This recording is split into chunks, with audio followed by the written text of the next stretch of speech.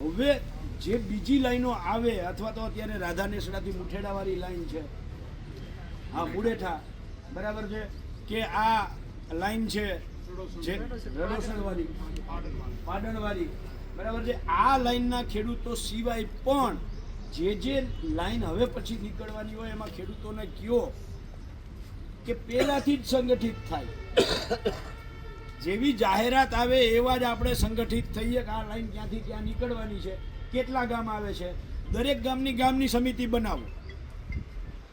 આ વીજ લાઈનો સામે આ રાક્ષસી કંપનીઓ છે, આની સામે લડવા માટે આપણે સંગઠિત થવું જરૂરી છે.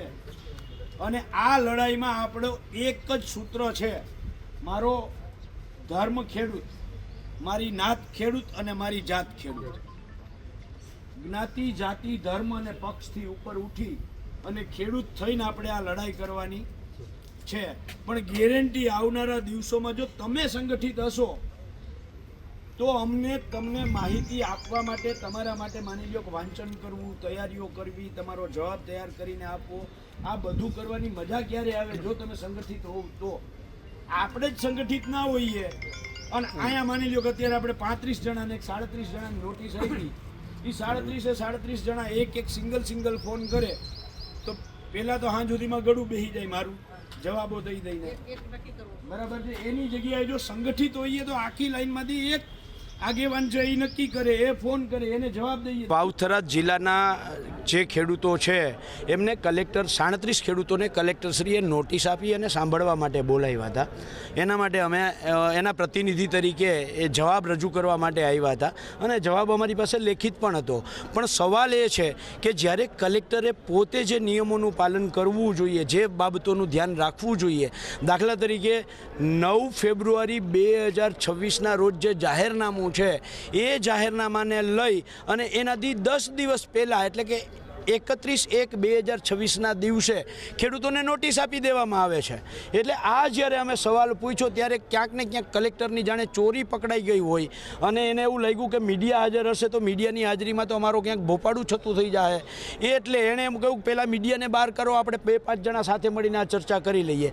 ભાઈ અમારે ચર્ચા મીડિયાની હાજરીમાં કરવી હતી, કારણ કે જેથી કરીને મીડિયાને પણ ખબર પડે કે અત્યારના કલેક્ટરશ્રીઓ કંપનીઓના ખોળામાં કેવી રીતે બેઠા છે અને કંપનીઓ માટે કેવી રીતે કામ કરે છે. આ સરકાર છે એ અદાણીને અંબાણીના ખોળામાં કેવી રીતે બેઠી છે અને એના માટે કેવી રીતે કામ કરે છે. ભોપાળું છતું થાય એટલા માટે અમે કહ્યું કે નહીં, મીડિયાની હાજરીમાં જ ચર્ચા થવી જોઈએ.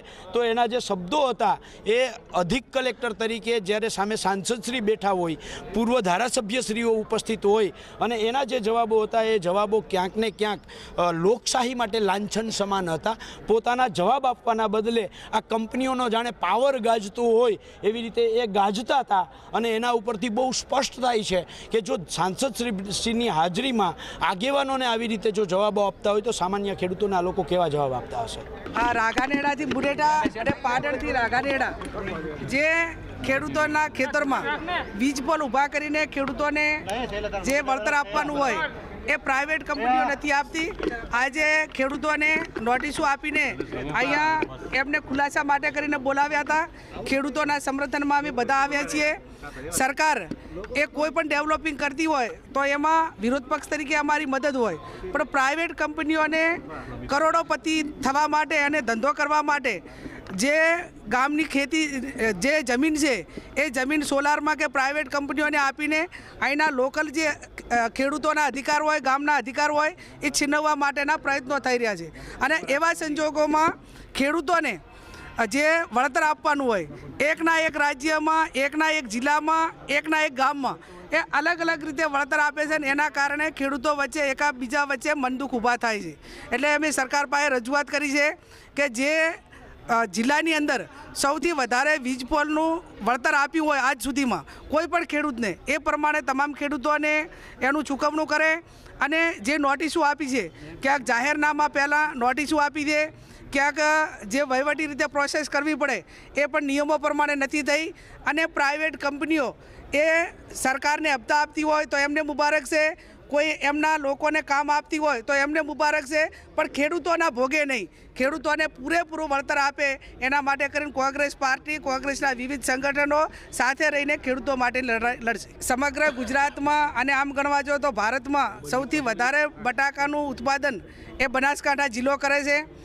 વર્તમાન સમયની અંદર જે પ્રાઇવેટ કંપનીઓ એ ખેડૂતો પાસે પહેલાં કરાર કરતી કે ભાઈ તમારું જેટલું પણ ઉત્પાદન થશે એટલું અમે ખેતરમાં આવીને તમારો માલ લઈ દઈશું.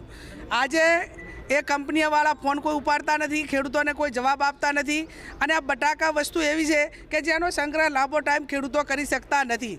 તો સરકાર પાસે અમે અપેક્ષા રાખીએ છીએ કે જે કંપનીઓએ ખેડૂતો સાથે કરાર કર્યા છે એ કંપનીઓની સામે ફોજદારી ગુનો નોંધે અને તમામ ખેડૂતોનો માલ જે એમણે ભાવ નક્કી કર્યા હોય એના પ્રમાણે વળતર આપે, અને ન આપે તો એ કંપનીઓ વતી એ સરકાર ખેડૂતોને ભાવ આપે. બીજું કે જ્યારે કોઈ પણ કોલ્ડ સ્ટોરેજ બનાવ્યા હોય ત્યારે સરકાર, કેન્દ્ર સરકાર કે રાજ્ય સરકાર સબસિડી આપે છે, અને ખેડૂતોનો માલ એ 25 કે 30% ખેડૂતોનો માલ એની અંદર કોલ્ડ સ્ટોરેજની અંદર લેવાનો હોય છે. વર્તમાન જે કોલ્ડ સ્ટોરેજના માલિકો છે એ એક પણ ખેડૂતોનો માલ લેતા નથી, કંપનીઓનો જ માલ લે છે. અને જ્યાં સુધી આનું સોલ્યુશન ન થાય ત્યાં સુધી રાજ્ય સરકાર એ બટાકાના ઠેકાના ભાવ જાહેર કરી અને રાજ્ય સરકાર ખરીદી કરી અને ખેડૂતોને પૂરા ભરા ભાવ આપે એવી હું સરકાર પાસે અપેક્ષા રાખું.